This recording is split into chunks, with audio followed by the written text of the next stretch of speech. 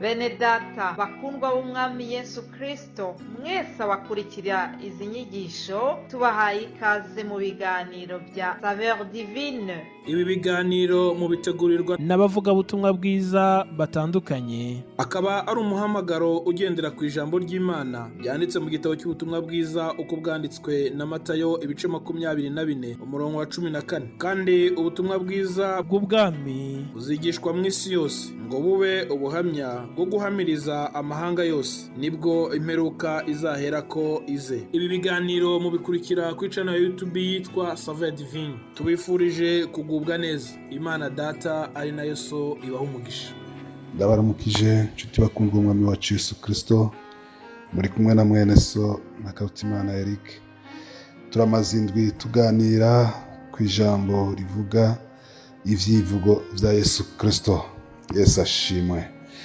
Bene data, twaraganiriye amajambo y'Imana tubona ingene Yesu Kristo yagiye arivuga amazina yiwe.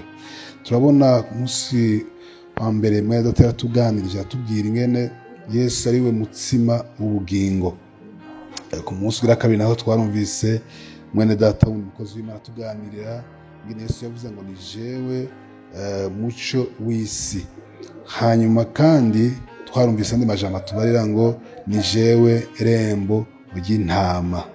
Rero ivyivugo vya Yesu Kristo ni vyinshi cyane.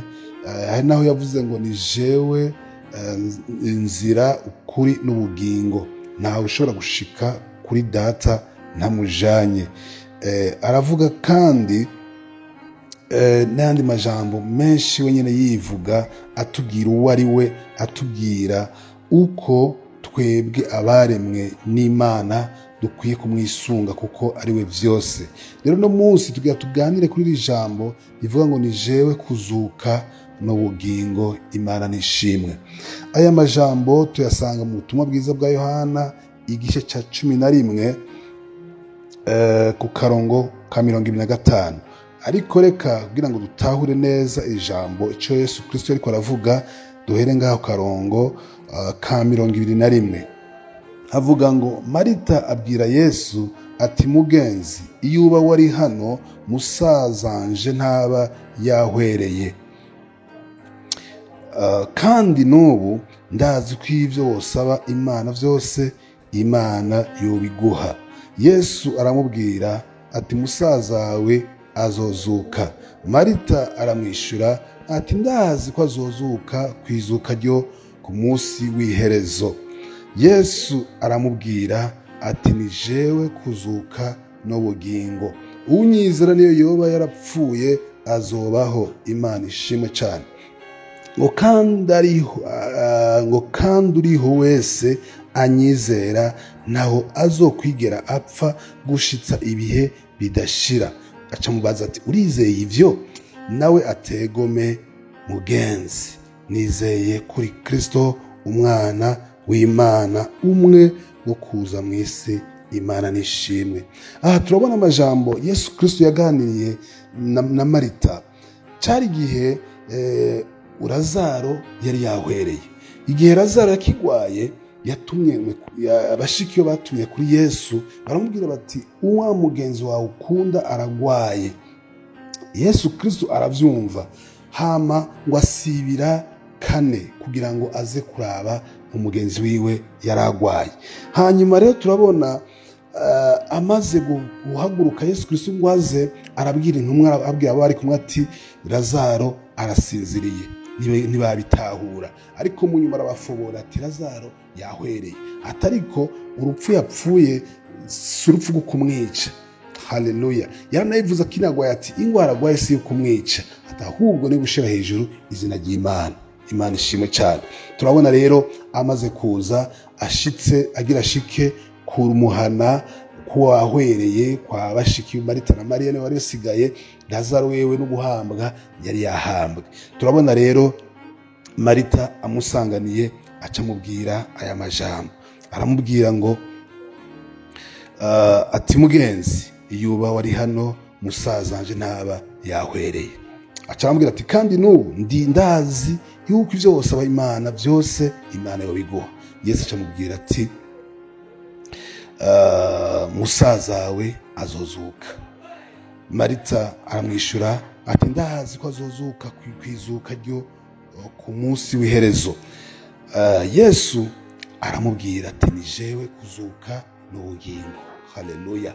Iri jambo yavuze ngo ni jewe kuzuka n'ubugingo ni ijambo risigura rivuga neza yuko Yesu Kristo n'urupfu arufise ko ububasha.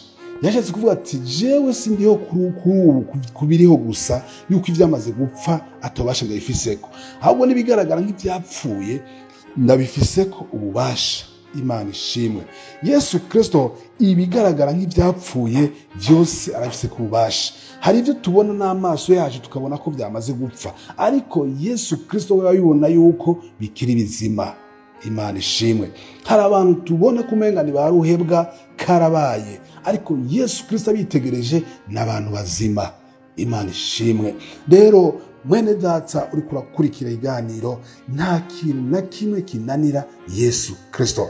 Abwira Marita ati ni jewe kuzuka n'ubugingo.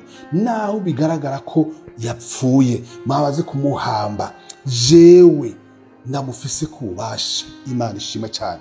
Ni ijambo ridusunikira kwizera Kristo kuko afise ububasha budasanzwe. Haleluya. Yesu Kristo ibintu bigaragara nk'ibyapfuye iwe ni bizima, arashobora kubisubiza bizima.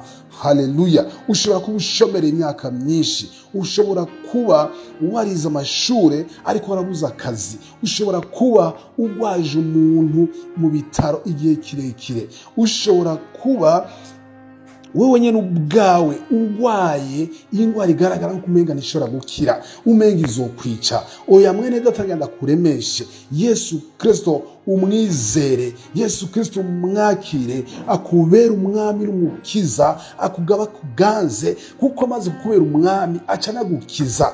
Haleluya. Tumwakira nk'umwami n'umukiza kuko amaze kuba umwami akatuganza acana dukiza. Ivyo bigaragara nk'ibituremereye, ivyo bigaragara nk'ivyananiranye, ivyo bigaragara nk'ibidashoboka, kuri Yesu Kristo birashoboka. Imana ishimwe cyane. Rero Marita ataravuga ngo nukuri ndabizi ko azozuka. We yabona ko ari ibintu byo muri kazoza, ibintu byo bimwe yasoma mu bitabo ko hari izuka y'abapfuye rizoba, nivyo ariko arabwira Yesu. Ariko Yesu we nyine aramubwira ati ni jewe kuzuka n'ubugingo. Acaravuga andi majambo, aravuga indi jambo rikomeye cyane ngaha ku karongo ka 26. Acavuga kandi uriho wese anyizera naho azokwigera apfa gushitsa ibihe bidashira.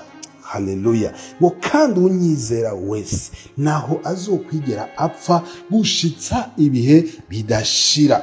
Uwizera Kristo Yesu nahava mu mubiri abasinziriye, kuko nagira ndabibutse bene data, uwizera umuntu nyamuntu ntabwo ari iki kibiri tubona, ntabwo ari iki kintu. Iyi ni inzu y'umuntu w'indani, iyi ni housing. Iki ni ikintu tubonesha amaso kigaragara, ariko umuntu w'imbere ya mwema Imana yashira mu muntu niwe muntu original, niwe muntu azosinzira.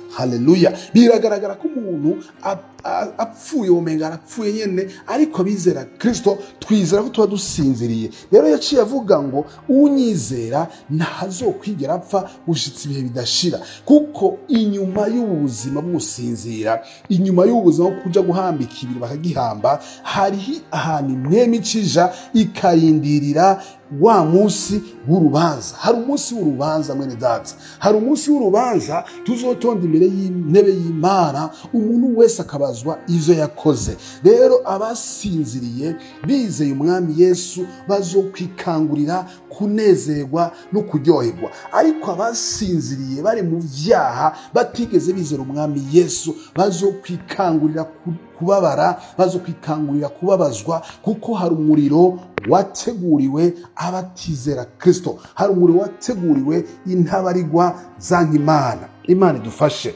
Mwene data uri kumva amajambo, nagomba gusa ukiri muzima wizere Kristo Yesu, kuko tumwizera tukiri bazima, kugira ngo dusinzire muri we, hanyuma wa munsi w'izamba yavuga, uyu munsi w'iherezo tuzovyuke twikangurira kunezeranwa na Kristo Yesu. Imana ishimwe cyane. Turabona Yesu Kristo yaciye amubwira tunyizera ntazokwigera apfa. Haleluya. Ngo ntazokwigera apfa gushitsa ibihe bidashira. Yaragashizeko. Hari amacamaza ngo urizeye ivyo nawe ategome. Mugenzi, nizeye kuri Kristo, umwana w'Imana, umwe wo kuza mw'isi. Mwene data, mbega nawe urizeye ivyo? Niwizere Kristo Yesu akubera umwami n'umukiza mu buzima bwawe. Haleluya. Imana ishimwe. Mwene data uri kumva amajambo, Imana iguhezagire. Ndakugira inama wizere Kristo Yesu, kuko niwe kuzuka n'ubugingo. Imana ishimwe. Niwe kuzuka n'ubugingo. Ibintu navyo bagaragara nk'ibyapfuye muri Kristo Yesu bisubira kuba bizima. Birashoboka ko warihebuye, ariko ndagushiteye ivyizigiro. Yesu Kristo niwe wamwakira, akubera kuzuka, akubera ubugingo, nagusubiza kuba muzima, agusubiza itoto. Imana ishimwe. Dusubira kuba bazima kuko turi muri Kristo Yesu. Haleluya. Paulo yaravuze mu Baroma ukira n'abantu twarimwo, kuko gutwara abo gupfa rubi, ariko none uno munsi turi abana b'Imana kuko twizeye umukiza Yesu. Imana iguhezagire mwene data wumvirije kino kiganiro. Hanyuma nagira ndababare ko ni weekend, tuje muri weekend, tuzosubira ku munsi wa mbere. Imana ishimwe kandi bahezagire. Ndabifuje kugira weekend nziza, ndabifuje amahoro ya Kristo abana namwe mwese. Imana ibahezagire mu izina rya Yesu Kristo. Amen, amen.